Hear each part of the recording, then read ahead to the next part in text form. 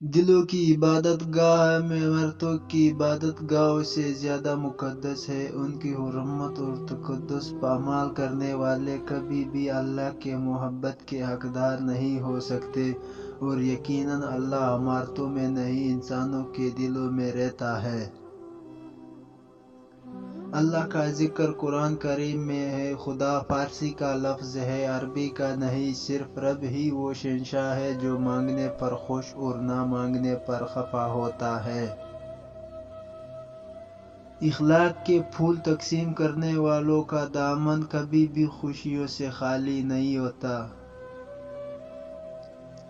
انسان مسافر ہے، دنیا دریا ہے اور آخرت کنارہ ہے۔ اگر تقوی کی کشتی میں سفر کرو گے تو وہ بحفاظت کنارے جا لگو گے۔ خوش ضرور رہیں لیکن خوش فہمی میں نہ رہیں، بلکہ حقیقت پسند بنیں، حقیقت کا سامنا کرنا سیکھیں۔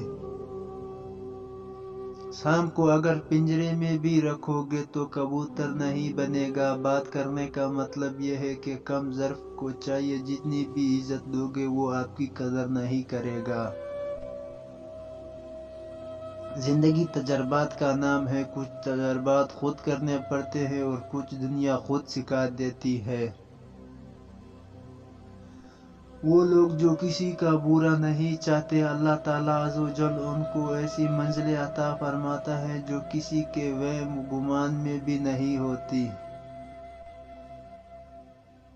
کیوں چھوڑ دوں اس دنیا کے لیے اپنے رب کو؟ اس دنیا نے جب بھی تکلیف میں ڈالا تو میرے رب کی رحمت نے ہی آ کر مجھے ہر غم سے نکالا۔ اللہ کی رحمت سے اللہ کے بندوں کو مایوس مت کرو، ہو سکتا ہے وہ تم سے پہلے بخش دیا جائے جو تمہاری نظر میں بہت زیادہ گنہگار ہے۔ ہم سب بہت خامیوں والے انسان ہیں، غلطیاں گناہ سب کرتے رہتے ہیں، سب ایک جیسے ہی ہیں، کچھ خوبیوں میں اچھے کچھ خامیوں میں برے، لیکن سب سے بہتر شاید وہ ہوتا ہے جو درگزر کرنے کا حوصلہ رکھتا ہو۔ اور بعض گناہوں کا سزا جب اللہ دیتا ہے تو پھر ہمیں نہیں دینی چاہیے۔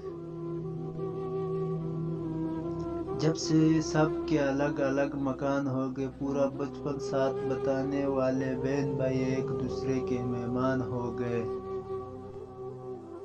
جنت میں ایک شخص کا درجہ اچانک بلند کر دیا جاتا ہے تو وہ پوچھتا ہے کہ ایسا کیوں ہوا؟ تو اسے جواب دیا جاتا ہے کہ تمہاری اولاد نے تمہارے لیے مغفرت کی دعا کی ہے۔ عبادت کی کمی کو اگر کوئی شخص پورا کر سکتا ہے تو وہ آنسو والا شخص ہے۔